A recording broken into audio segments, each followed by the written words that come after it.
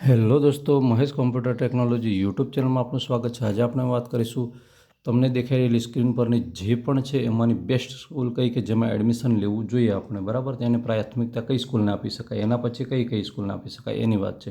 ઘણા વિદ્યાર્થીઓની કોમેન્ટ આવે છે કે સર અમારે સીઈટી પણ ક્લીન થઈ ગઈ છે, ક્લિયર થઈ ગઈ છે ને નવોદય પણ ક્લિયર થઈ ગઈ છે, નવોદય પણ ક્લિયર થઈ ગઈ છે।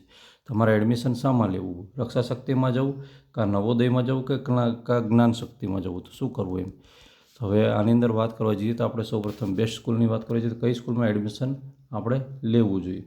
હવે અહીંયા નવોદયની વાત કરીએ તો નવોદયની અંદર કેવું છે કે બે મીડિયમ ચાલે છે, બરાબર, હિન્દી અને ઇંગ્લિશ મીડિયમ ચાલે છે।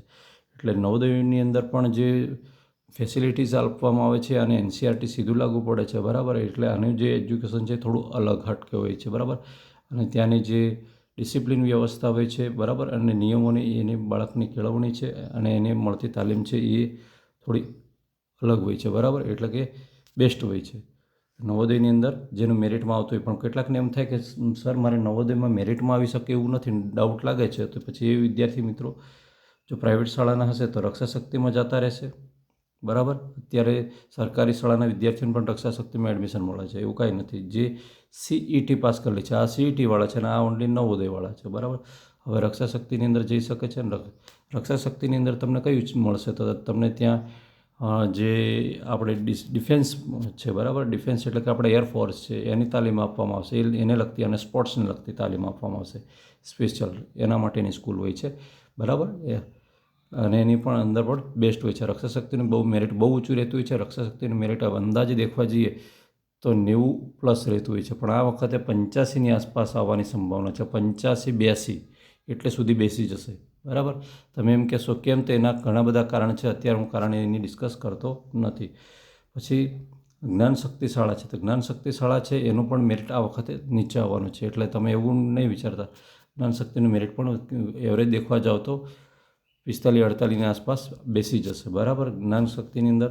હવે એના પછી શું છે કે તમારે આની અંદર જવું છે, બરાબર, જ્ઞાન શક્તિમાં, તો એ પણ શાળા બેસ્ટ છે, એટલે કે સારી છે, બરાબર। પણ કમ્પેરિઝન કરવા કહેશો તો હું તમને કમ્પેરિઝન લાસ્ટમાં સમજાવીશ કે કઈ આ બધી છે એમાંથી કઈ સ્કૂલમાં બેસ્ટમાં તમે જઈ શકો। પછી એના પછી છે એકલવ્ય મોડેલ સ્કૂલ।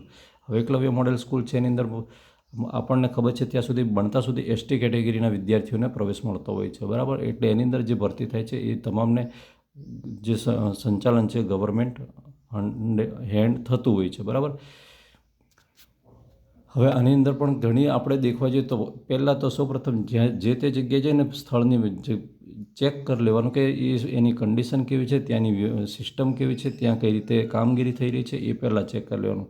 હવે તમે એમ કહી દો તો આપણે જે નવોદય છે એ 1 નંબર પર રહેશે, બેસ્ટ રહેશે, અહીંયા ક્રમ આવેલો છે એ જ રીતે।